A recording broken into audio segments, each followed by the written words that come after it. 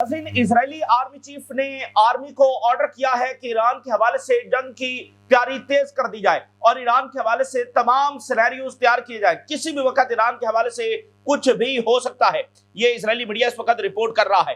Venezuela के अंदर जो रिजीम है वो अभी भी मौजूद है, यानी प्रेसिडेंट मडूरो ही की रिजीम मौजूद है। जो वाइस प्रेसिडेंट हैं उनको प्रेसिडेंट जो है वो बना दिया गया है, जिसको ट्रंप ने भी कहा है कि ये इससे बात हो गई और जैसे हम कहेंगे, जैसे अमेरिका कहेगा, वैसे ही वाइस प्रेसिडेंट जब एक्ट करेगी। तो अब असल मामला यह है कि वाइस प्रेसिडेंट कैसे एक्ट करेगी, यानी है तो वो प्रेसिडेंट मडूरो की आइडियोलॉजी से ताल्लुक रखती है, उन्हीं की रिजीम से ताल्लुक रखती है और कई सालों से साथ है। तो अब क्या वो अमेरिका के सामने सरेंडर करने जा रही है? उनके बयान तो कुछ और आ रहे हैं। तो देखिए, असल गेम तो यहीं से अब शुरू होगी कि वो कैसे रिएक्ट करती है। और दूसरी बात नाज़रीन यह है कि जो रियल गेम है वो स्टार्ट ही तब होती है जब अमेरिका विक्ट्री डिक्लेयर कर देता है। अगर हम अफगानिस्तान में देखें, अगर हम इराक के अंदर देखें, ये वो जंगें हैं, वियतनाम, जहां पर अमेरिका ने विक्ट्री डिक्लेयर कर दी थी। अमेरिका ने कहा था बिल्कुल हम जब वो फाते हो गए हैं, लेकिन उसके बाद पता चला कि फिर साल की रेजिस्टेंस और फिर क्या कुछ हुआ, बहुत फिर अमेरिका का उसमें जब नुकसान हुआ है और फिर अफगानिस्तान से किस तरह से अमेरिका को निकलना पड़ा है। तो रियल खेल तब शुरू होता है जब अमेरिका बहुत ही अपने आप को ओवर कॉन्फिडेंट फील कर रहा है और फील कर रहा है कि वो उसने बिल्कुल मामलात क्या कमाल तरीके से सरअंजाम दे दिए हैं, फतह हो गई है। तो चूंकि देखिए, अमेरिका जो है वो एक ताकतवर, दुनिया का सबसे ताकतवर मुल्क है। बाकी जो भी मुल्क हैं, रशिया और चाइना को छोड़कर, वो सारे कमजोर ममालिक हैं। तो अमेरिका किसी पर भी अटैक कर सकता है, किसी के लीडर्स को भी असैसिनेट कर सकता है, किसी भी कैपिटल पर जाकर जब वो बमबारी कर सकता है। तो जब इन मुल्कों के ऊपर अटैक होता है तो पहले ये संभल रहे होते हैं, अपनी लीडरशिप को रीऑर्गेनाइज कर रहे होते हैं, कमान को देख रहे होते हैं। तो यानी पहले ये संभलते हैं, संभलने के बाद ये रेजिस्टेंस का फैसला करते हैं और रेजिस्टेंस का आगाज करते हैं। ठीक है ना, ये फौरी इनके पास वो ताकत नहीं है कि ये फौरी को रिस्पॉन्ड कर सकें। ठीक है, ये हमने बहुत सारी जगहों के ऊपर देखा है। तो आगाज तब होता है चंद दिनों के बाद जब अगली जो विक्टिम कौम है वो रेजिस्टेंस का फैसला करती है। तो यहां पर गड़बड़ नाज़रीन ये है कि अगर ये जो वाइस प्रेसिडेंट जिनको प्रेसिडेंट बनाया गया है, ट्रंप क्लेम कर रहे हैं कि इन्होंने सरेंडर का ऐलान कर दिया और वो जैसे अमेरिका कहेगा वो करेंगी, तो सब तो फिर उसके साथ मुत्तफिक नहीं होंगे। फिर अंदर से दूसरी पावर जब वो खड़ी हो जाएंगी, तो ये अमेरिका ने इस रीजन को एक बड़ी जंग की तरफ धकेल दिया है, एक बड़े त्योस की तरफ धकेल दिया। और अमेरिकन एनालिस्ट भी इस वक्त यही बात कर रहे हैं। जिस तरह से अमेरिका ये सोच रहा है ना कि बड़े स्मूथली ट्रांजिशन हो जाएगी, ऐसे स्मूथली जब होने वाली नहीं है। एक बात तो ये होगी। दूसरी बात नाज़रीन यह है कि हर कोई इस वक्त इंतजार कर रहा है कि रशिया और चाइना क्या करेंगे, क्योंकि ये ग्रेट पावर गेम है अमेरिका और रशिया चाइना के दरमियान। तो इस बैटल के अंदर कभी किसी का पलड़ा भारी होता है, कभी किसी का पलड़ा भारी होता है। तो अभी आप देखिए सीरिया में कैसे अमेरिका ने रशिया को पंच किया था और उनके जो बशर असद हैं उनको आउट कर दिया। और बाद में जो पुतिन हैं उन्होंने अपनी चाल चली और रशिया वहीं का वहीं मौजूद है। मकसद तो रशिया को आउट करना था, वो तो आउट नहीं हुआ और वही अलशरा जब वो मॉस्को पहुंचे। तो यहां पर भी एक पंच मारा गया है रशिया और चाइना दोनों को। तो अब उनकी बारी है कि उनकी अगली मूव क्या होगी, वो इस पंच का जवाब जब वो किस तरह से देंगे। चाइना ने इस वक्त अपने एयरक्राफ्ट कैरियर जो है वो भेजे हैं ताइवान की तरफ। ताइवान के इर्द गिर्द जब उन्होंने अपनी प्रेजेंस बढ़ाना शुरू कर दी है। वेनेजुएला जो है वो चाइना की ग्लोबल साउथ जो स्ट्रेटजी है उसका मेन पिलर है। तो वेनेजुएला की सपोर्ट और बाकी लैटिन अमेरिका मालिक की और बाकियों की सपोर्ट चाइना के लिए बहुत जरूरी है। और वेनेजुएला में अब चाइना, और बड़ी इंपॉर्टेंट बात यह है कि इस हमले से कोई 1 घंटा कबल वेनेजुएला के सदर जो है वो चाइनीज इन्वॉय ही से मुलाकात कर रहे हैं। 1 घंटा कबल अगर उनकी जो आखिरी मुलाकात हुई है किसी गैर मुल्की डेलीगेशन के साथ, तो वो चाइना का डेलीगेशन ही है। जानने के लिए वेनेजुएला बहुत इंपॉर्टेंट है। और देखिए, अगर वेनेजुएला में अमेरिका ये कर सकता है तो लैटिन अमेरिका के बाकी ममालिक में भी वो चाइना को आउट करने के लिए ये सारा कुछ करेंगे। तो चाइना ने बहरहाल उनकी अगली मूव क्या होगी और वो क्या करेंगे, कैसे करेंगे, कितनी ताकत शो करेंगे, नहीं करेंगे, सिर्फ स्टेटमेंट जारी करते रहेंगे, ये बहरहाल जब वो देखना है। नॉर्थ कोरिया, बड़ी शदीद उनकी जानिब से रद्द-ए-अमल सामने आ रहा है और नॉर्थ कोरिया ने बैलिस्टिक मिसाइल्स फायर कर दिए हैं।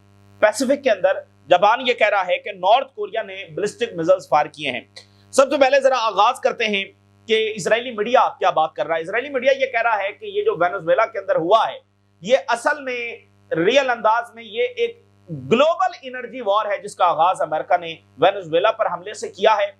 पस पर्दा जो असल गेम जारी है इजरायली मीडिया के मुताबिक, वो ग्लोबल एनर्जी वॉर है। अमेरिका उन तमाम कंट्रीज को कंट्रोल करने जा रहा है जो एनर्जी प्रोड्यूसिंग कंट्रीज हैं, जो ऑयल प्रोड्यूसिंग कंट्रीज हैं। ईरान इसमें अगला उनका नंबर है, नाइजीरिया, ये सारे मालिक जिनके पास ऑयल है, जिनके पास एनर्जी है, अमेरिका वहां आ रहा है इजरायली मीडिया के मुताबिक। ड्रग्स ये सिर्फ एक बहाना है। ट्रंप जो ऑयल एक्सेस है उसके गिर्द घेरा तंग कर रहा है, ऑयल एक्सेस उसके गिर्द घेरा तंग कर रहा है। और रियल बैटल जो बिहाइंड द सीन, पस से पर्दा जो इस वक्त लड़ी जा रही है, वो एनर्जी वॉर है। मुकम्मल दुनिया की एनर्जी सप्लाई के ऊपर अमेरिका कंट्रोल हासिल करना चाहता है और इसी के जरिए वो फिर अपने डॉलर को असर्ट करेगा कि एनर्जी तो हर कंट्री की जरूरत है। तो अब डॉलर के बगैर वेनेजुएला का बहुत सारा ऑयल जो है वो डॉलर के बगैर जब वो सेल हो रहा था, तो अब सारा जो ऑयल है, एनर्जी है, वो डॉलर ही में सेल होगी। और मैं आपको बता दूं कि 71 के अंदर, गालबन 71 या 72 के अंदर अमेरिका ने, अमेरिकी सदर ने उस वक्त जो है वो डॉलर को गोल्ड से हटा दिया था और सऊदी अरेबिया के साथ जाकर मुआहिदा किया था कि आप जो ऑयल बेचेंगे वो डॉलर में बेचेंगे। तो उस वक्त से जो डॉलर को सहारा दिया हुआ है वो सऊदी अरेबिया के उस एग्रीमेंट ने दिया हुआ है और ऑयल ने दिया हुआ है।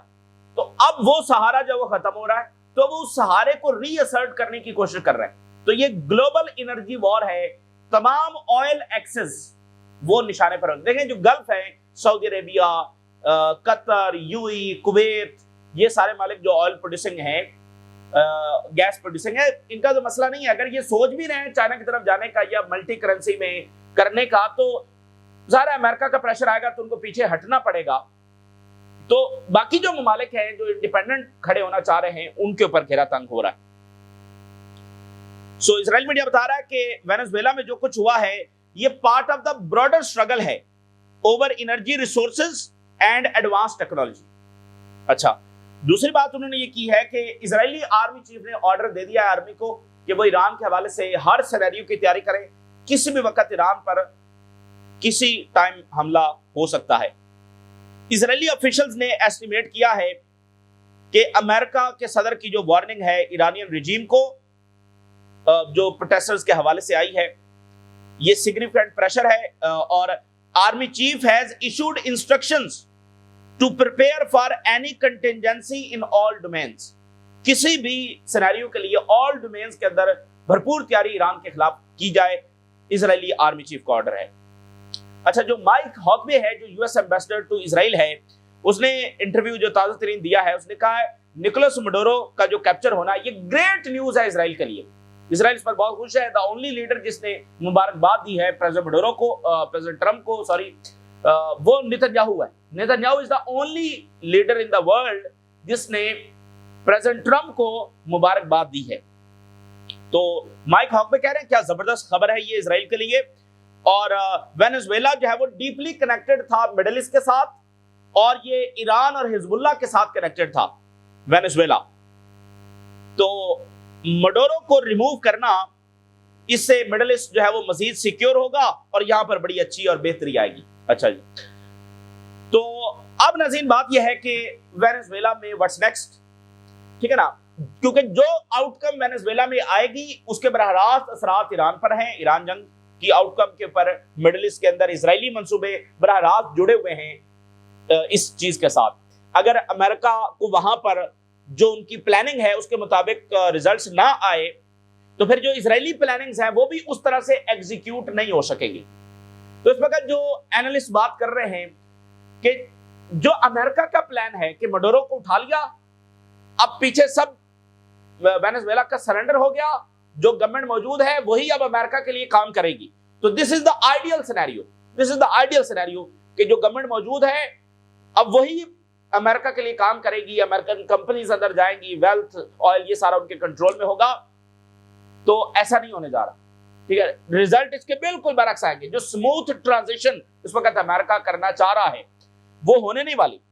और आप कहें कि भाई आप तो ऐसे ही बातें कर रहे हैं, तो यूएस जनरल, बड़े सीनियर यूएस जनरल हैं जो मिडिल ईस्ट में रहे हैं, यूरोप के अंदर रहे हैं, वो क्या बात कर रहे हैं? उन्होंने कहा कि यूएस हबरस रेमिसेंट ऑफ पास्ट वॉर्स, मतलब वो जो माजी की जंगें और उनका मलबा।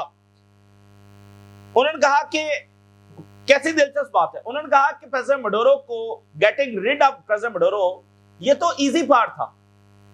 तो उधर सुपर पावर अमेरिका है, उधर वेनेजुएला है, तो अमेरिका गया, सदर को उठा लिया, this is the easy part.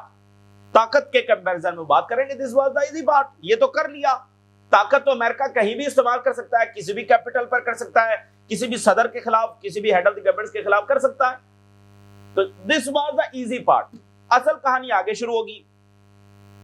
अब जो आगे आने वाला है दैट्स डिफिकल्ट, ये असल गेम है और ये मुश्किल गेम है। उन्होंने कहा कि मुझे ये लगता है कि अमेरिकन इंतजामिया, ट्रम्प इंतजामिया, उसने इस बारे में बिल्कुल प्लानिंग नहीं की होगी, इस बारे में बिल्कुल सोचा नहीं होगा कि इसके बाद क्या होगा। उन्होंने बस यही प्लानिंग की कि प्रेसिडेंट मडोरो को कैसे उठाना है, और इस पर वो अपनी विक्ट्री क्लेम कर रहे हैं। उनको ये नहीं पता कि जब आप इतनी अंधाधुंध ताकत इस्तेमाल करते हैं, उसके बाद आगे क्या होता है, ये गो थ्रू उन्होंने नहीं किया। यूएस जनरल बात कर रहे हैं।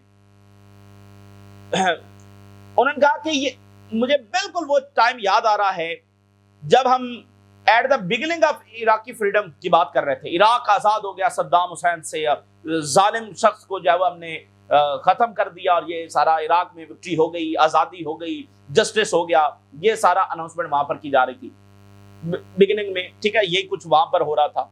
And in the beginning of the attack into Afghanistan, वहां पर भी यही विक्ट्री क्लेम हुई, और बकायदा एयरक्राफ्ट करियर पर जाकर जनाब अली क्या विक्ट्री वहां पर उन्होंने अनाउंस की। सेंस ऑफ ओवर कॉन्फिडेंस, यही हमें यहां नजर आ रहा है, that leads to terrible mistakes. और यही वो चीज होती है जहां से टेरिबल मिस्टेक्स का आगाज होता है।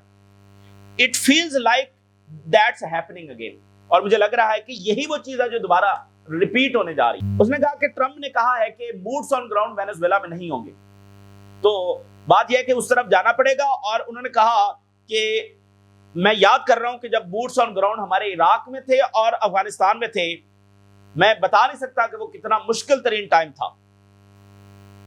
तो ये क्लियरली ये जो इकदाम उठाया गया है, इसमें डिफाइंड स्ट्रेटेजिक ऑब्जेक्टिव्स इन्होंने गो थ्रू नहीं किए हैं। जो पॉलिटिकल और सिविलियन पार्ट है, यानी कैसे सोसाइटी कैसे इवॉल्व होगी, कैसे वो रिएक्ट करेगी, एक पॉलिटिकली स्टेबल कैसे कंट्री को रखना है, ये उन्होंने गो थ्रू नहीं किया। ये वो पार्ट्स हैं जहां से खराबियां शुरू होंगी, और हम उसके लिए प्रिपेयर नहीं हैं। और उन्होंने कहा कि क्यूबा पर भी ये हमला करने का इरादा रखते हैं, क्यूबा इनके निशाने के ऊपर है, तो क्यूबा का ये ऑयल कट करेंगे। लेकिन मसला ये है कि क्यूबा के इसीलिए जो मिलिट्री के लोग हैं, इंटेलिजेंस के लोग हैं, 30,000 क्यूबन पर्सनल जो है वो इस वक्त जो है ना वो वेनेजुएला के अंदर है, और वो इसी सिनेरियो के लिए वहां पर हैं। तो यानी क्यूबा के ऊपर जो अटैक है वो सूरत हाल को और ज्यादा कम्प्लेक्स जब वो करेगा। तो ये वो नेशनल सिक्योरिटी स्ट्रेटजी है जिसका अनाउंस हुआ था, जो 33 पेजेस की आई थी, उसकी पहली इंप्लीमेंटेशन जो है उन्होंने वेनेजुएला से करने की कोशिश की है। और अमेरिका ये शो कर रहा है कि वो डोमिनेंट पावर है वेस्टर्न हेमिस्फीयर के अंदर। तो ये है यूएस जनरल का एनालिसिस। अल जजीरा का देखिए, a smooth transition remain unlikely, कि जैसे अमेरिका के लिए आइडियल है कि भाई स्मूथ ट्रांजिशन हो जाए, ये गवर्नमेंट सरेंडर करके अमेरिका के लिए काम करे, वहां पर गवर्नमेंट वही हो, कंट्रोल अमेरिका के पास हो, ऑयल वो निकालें बेचें और अमेरिका में उसका प्रॉफिट जाए और चाइना को यहां से आउट किया जाए, ऐसा होने वाला नहीं है। US military operation in Venezuela ये लार्जेस्ट है। लास्ट जब वो 1989 के अंदर हुआ था पनामा के अंदर, पनामा के सदर को भी ऐसे उठाया गया था, उस पर किस वक्त जब बात करेंगे। तो व्हाट हैपेंस नेक्स्ट, इससे जो आगे होने जा रहा है on the response of Venezuela government and armed forces, ये फैसला कुन साबित होगा। वेनेजुएला की गवर्नमेंट और आर्म्ड फोर्सेस क्या फैसला करेंगी।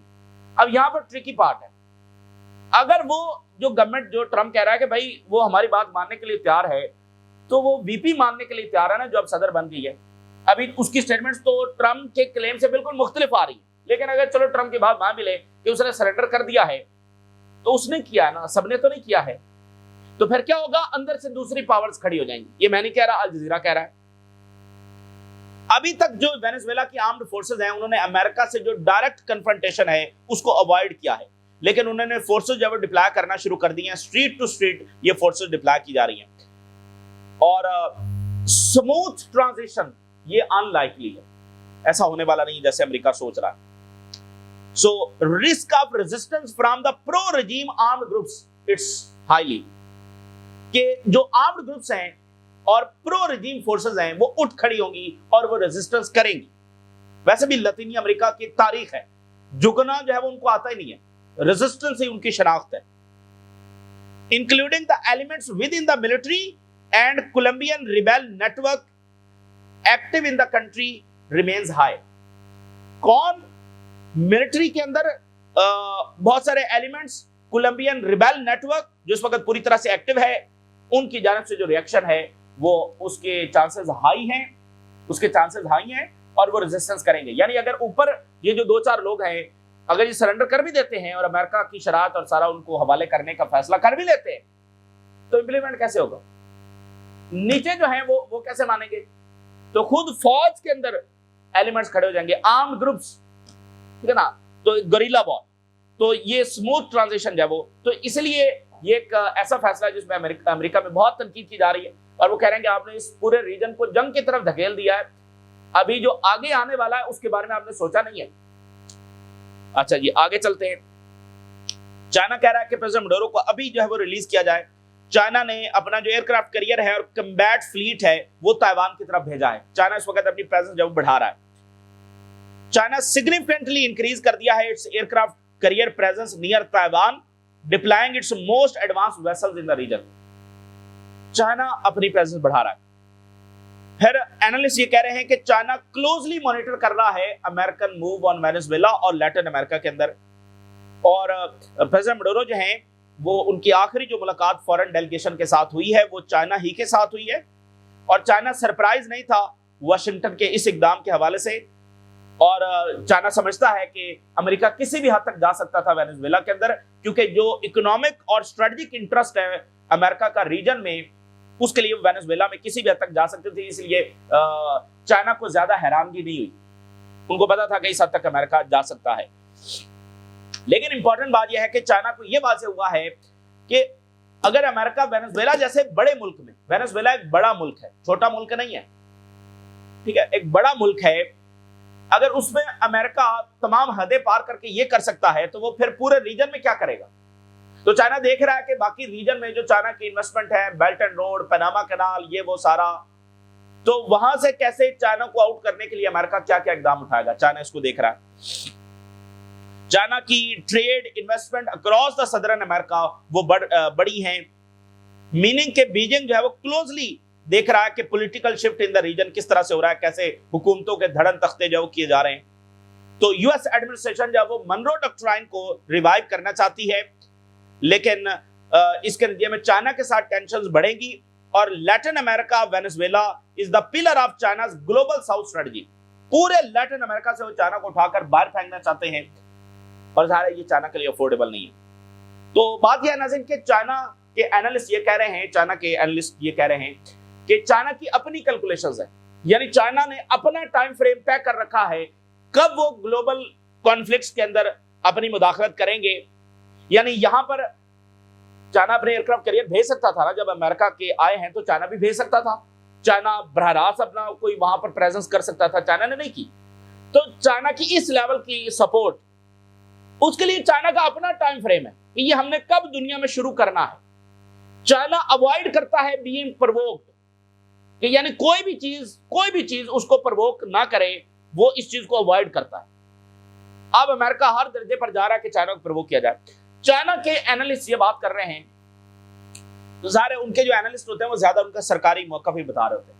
तो चाइना के एनालिस्ट ये कह रहे हैं कि चाइना का जो टाइम फ्रेम है उसका आगाज ताइवान को लेने के बाद होगा। दुनिया में जो उनके यानी आगाज है और इंटरवेंशन है उसका आगाज ताइवान को लेने के बाद होगा। ये चाइना का टाइम फ्रेम है कि जब वो ताइवान को ले लेंगे, चाहे वो 2026 में ले या पेंटागन की रिपोर्ट के मुताबिक, सीआईए की रिपोर्ट के मुताबिक 2027 में ले, उसके बाद चाइनीज सेंचुरी का आगाज होगा। उसके बाद चाइना की ये सपोर्ट, खुली सपोर्ट का जो है वो आगाज होगा। ये चाइना की कैलकुलेशन है, चाइना का अपना टाइम फ्रेम वर्क है। क्या उसमें कोई तब्दीली आएगी नहीं आएगी, ये बहरहाल देखना है, क्योंकि अमेरिका ने अब हर दर्जे पर वो करना शुरू कर दिया। जापान से इसके नॉर्थ कोरिया ने बैलिस्टिक मिसाइल्स फायर किए। नॉर्थ कोरिया ने कहा है कि ये इंतहा है इंक्रोचमेंट ऑफ सोवरेनिटी की, और वंस अगेन अमेरिका ने साबित किया है कि वो एक बदमाश और ब्रूटल नेचर उसकी है, ठीक है ना। ये नॉर्थ कोरिया का बड़ा सख्त तरीन रद्देमल जब सामने आया।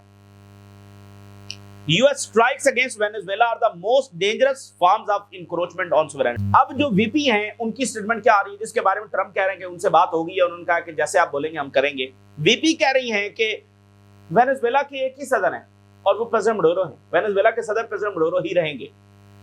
Venezuela will never be the colony of any nation, हम अमेरिका की कॉलोनी नहीं बनेगी, ये तो वीपी कह रही है। तो अब ये क्या हो रहा है, या तो वो प्रिटेंड कर रही है कि नहीं हम अमेरिका के सामने डटे हुए हैं ताकि अवामी रिएक्शन ना आए, या फिर वो रियल अंदाज में खड़ी है। अगर वो प्रिटेंड भी कर रही है तो 2, 4, 5, 10, 15 दिनों में पता चल जाएगा। तो जाहिर है जो ऊपर ऑफिशियल्स हैं, चाहे वो आर्मी के हैं, चाहे वो डिफेंस मिनिस्टर हैं, इंटीरियर मिनिस्टर हैं, यानी जो अगर बाकी सियासी जो शख्सियात हैं, तो उनको भी पता है कि कौन अमेरिका के साथ मिला हुआ है, कौन कंप्रोमाइज हुआ है, क्या हुआ है। तो जाहिर है फिर अंदर से वो आर्म्ड ग्रुप्स और सारे एलिमेंट्स जब वो खड़े हो जाएंगे, तो आने वाले दिन फैसला कुन होंगे। अमेरिका ने हर जगह पहले अपनी विक्ट्री ही अनाउंस की है, तो जब वहां की विक्टिम नेशन के लोग रेजिस्टेंस को चूज करते हैं, वहां से मामला खराब होता है अमेरिका का। और लातीनी अमेरिका की तारीख रेजिस्टेंस से भरी हुई है, सरेंडर की कोई मिसाल वहां पर नहीं मिलती। और आखिर में मैं आपको बताऊं कि अमेरिका के अंदर शदीद तनकीद हो रही है। ज़ोहरान ममदानी ने कंडेम किया है बड़े सख्त तरीके से। उन्होंने कहा ये एक्ट ऑफ वॉर है और अनजस्टिफाइड है और वायलेशन ऑफ इंटरनेशनल लॉ है, और फेडरल और इंटरनेशनल अमेरिकन फेडरल लॉ की भी ये वायलेशन है। उन्होंने कहा मुझे ब्रीफिंग दी गई है, और ब्रीफिंग इसलिए दी गई है क्योंकि प्रेसिडेंट मडूरो को न्यूयॉर्क लाया गया और न्यूयॉर्क के जो मेयर हैं वो ज़ोहरान ममदानी है, तो उनको ब्रीफिंग जो वो देना पड़ी है। लेकिन जो उन्होंने ट्वीट किया, 30 मिलियन लोगों ने इसको देखा है, 3,05,000 लोगों ने अभी तक इसको लाइक किया है, यानी बहुत ज्यादा उसका रिएक्शन आया। मेयर ने जब उसको कंडेम किया, बर्नी सैंडर ने इसको कंडेम किया है। एंटी वॉर रैलीज अमेरिका में देखी गई हैं। तो ये दुनिया कंडेम करेगी, इससे फर्क नहीं पड़ता। अमेरिका के अंदर बहरहाल फर्क पड़ता है, अमेरिका की सियासत में बहरहाल उसका असर है कि वो सेंटिमेंट जब वो आगे बढ़ेगा। और मिड टर्म इलेक्शन भी इसी साल है। बाकी ये उसने कंडेम कर दिया, फ्रांस ने कर दिया, दूसरों ने कर दिया, तो उससे कोई फौरी फर्क जब वो ज़ाहिर है उससे नहीं पड़ता। तो चूंकि ये बेरहम दुनिया और इसमें अब ताकत ही फैसला कुन होगी, बाकी कोई चीज फैसला कुन नहीं होगी। उसमें तनकीद से एम्पायर को फर्क नहीं पड़ता है। जो अपना ह्यूमन राइट्स का चोला उतार कर इस हद तक उतर गया है, उसको उस पर तनकीद से क्या फर्क पड़ता है। और जिन्होंने प्रॉपर जेनोसाइड को सपोर्ट किया है उनको तनकीद से क्या फर्क पड़ता है। तो ये ताज़ा तरीन डेवलपमेंट्स है जो आपके साथ शेयर किया। आपने राय सुरागा करें, इजाज़त दीजिए। अल्लाह हाफ़िज़।